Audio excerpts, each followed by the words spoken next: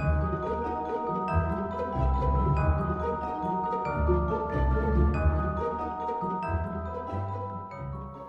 y'all, it's Michelle from the Scattered Scrapper. Welcome to my channel. Today is day 13 of Scrap-O-Ween. It is Halloween Throwback Thursday, and I have these really cute pictures of my girls when they were going trick-or-treating. I can't remember the year. It was probably around 2010-ish maybe. I gotta go look that up. It is also day 13 of 30 Days of Sketches with Christy's Beautiful Life, and this is the lovely sketch made by Laura Moss, and I am really excited to use this. It's got a big title, it's got 3 photos, and opportunities to use lots of pattern paper, so I'm happy for that. And I have some papers picked out and a couple of little goodies, so let's get started. I've pulled out this white piece of cardstock and I'm basically just going to wallpaper it. I have this piece of paper here from Doodlebug that I want to use as my middle piece, and then this little specialty paper here from Doodlebug that I'm going to use on the top and the bottom. So I cut a 2-inch piece and a 2.5-inch piece, and I'm going to put those on the bottom and the top. And then I have this pretty purple. I love this color. It's such a pretty shade of purple. It's also from Doodlebug. I don't have a whole lot of Doodlebug, but I do have this Halloween supplies from Doodlebug. And I feel like the only time I can use it is when I am scrapbooking pictures of my kids when they were really young. It's not really my style, and now that my kids are older, it's kind of hard for me to use it. So either I'm going to have to wait for grandkids, which is going to be a while, or I got to scrapbook my kids when they were little. So that's what I'm doing here. So I'm going to go ahead and put these strips down, and I start at the bottom and the top. So basically I'm kind of working from the outside in, because I'm not 100% sure that everything is cut big enough to fit, because I'm not really good at measuring. So, and I do want these to be straight, so I pull out my little T-square, or my T-ruler here, just to make sure everything is nice and level. And I didn't put too much tape on this. I just really put it on one side. That way I can get my middle piece in there and tucked up underneath these pieces.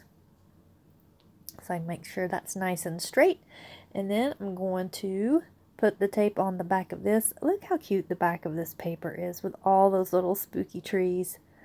That's a tone on tone, a black with gray trees all over it. It's really cute, and I like this with all the little haunted houses and the spooky trees and the ghosts and the cats and the jack-o'-lanterns, and it just oh, and there's even owls and spiders. It's just really cute. It looks like a nice little festive Halloween party. So my white paper was a little bit bigger than some of these other papers, so I went ahead and trimmed that so everything was even. And then I'm going to back my photos with this really pretty orange paper with what looks like cupcake sprinkles on it. And at first I was going to leave the pictures as they are, but then I was like, I better put them on the page and see how everything's going to fit, because I have to have room for my title. I have a pretty big title. It's not too bad, but I want to make sure I have room.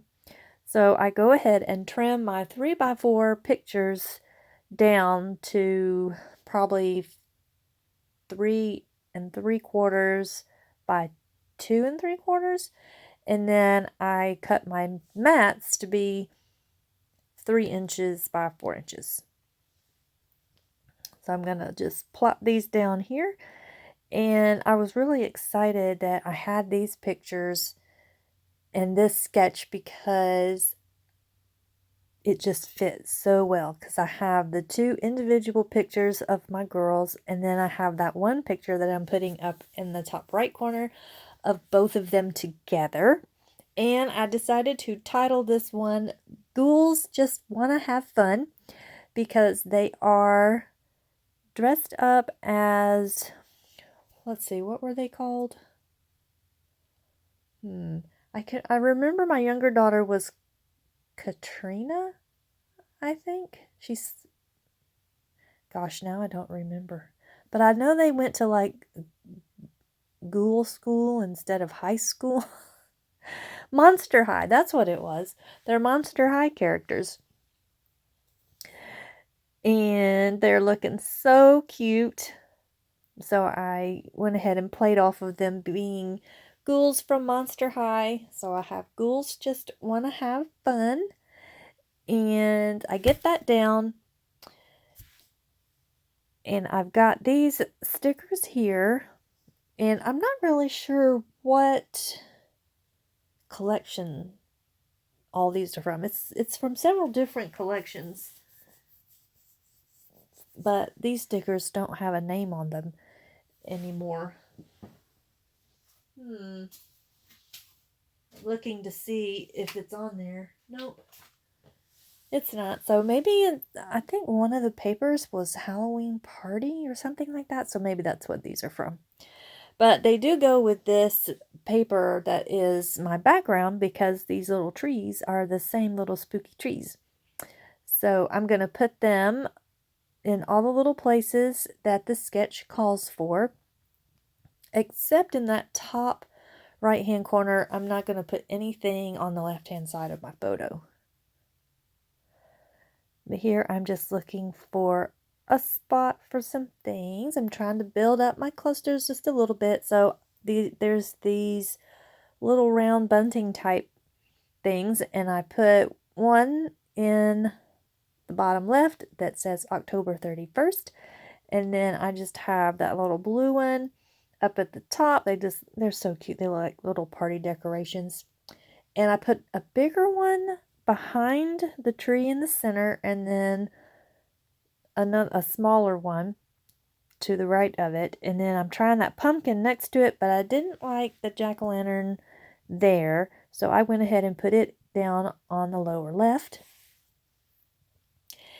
And it's so funny to me because it seems like just about every single layout that I have done so far this month has ended up being embellished on the diagonal. And it's not that I have meant to do that. I mean, I've just been following along with the sketches, and they just kind of end up that way. But I guess I just gravitate toward that, since it is my favorite way to embellish, because then I don't really have to worry about the whole visual triangle thing. Although I think sometimes I end up with visual triangles on accident. So I was looking over the sticker sheet again, thinking that I wanted to add some candies. There were some candy stickers on there, and I did add one in the upper right, but then I was like, oh yeah, I have these brads that I want to use, and they're candies. So I figure out what color I want to go where, and so I put the little purple one in the bottom left. That bright green one is going to go in the middle, and then I have a orange one that I put up in the top. And I go ahead and I poke my holes, and that's going to come back and bite me later on in this layout. But you'll see that when it comes up. So I have those on there, and that's looking cute. And I'm really thinking that I'm almost done. That's why I've got out these little gemstones that I'm going to put on here. And I'm thinking, wow, this layout has really come together really fast, and it's really cute, and I'm really liking it, except for there's one little thing that I'm kind of bothered by. way. And even though there's a lot of pattern and there is a lot of color on here, it's still looking a little monochromatic. Not really monochromatic, but subdued. Even with all these patterns and colors, it's kind of looking subdued. So I'm like, I'm not done yet. What does this need? So I'm like, you know what? I think I need to put like a little border strip or something over the top of my join of the middle paper and the stripe paper. So I try out this orange washi tape, and I really like that. I try it down here too, and I'm like, yep, that looks really cute. I like it. The only problem is there was a misprint on the washi tape, and part of the stars was missing. So I just rolled out the washi tape until the print came back correctly and the stars were back to being all the points showing. And I had to go ahead and move my title out of the way. And I want to make sure that the orange of my washi tape shows true to color. So I'm going to go ahead and put it on some white cardstock. And what I really should have just went across the entire sheet. I don't know why I didn't pull out enough washi tape to go across the entire sheet, but there it is.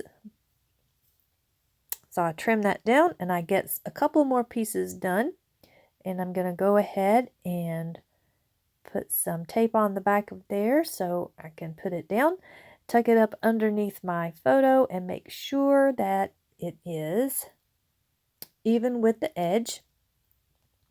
And I'm going to do the same thing down at the bottom where my title was, and I actually kind of lose that straight line that I was putting my title on, but it's fine.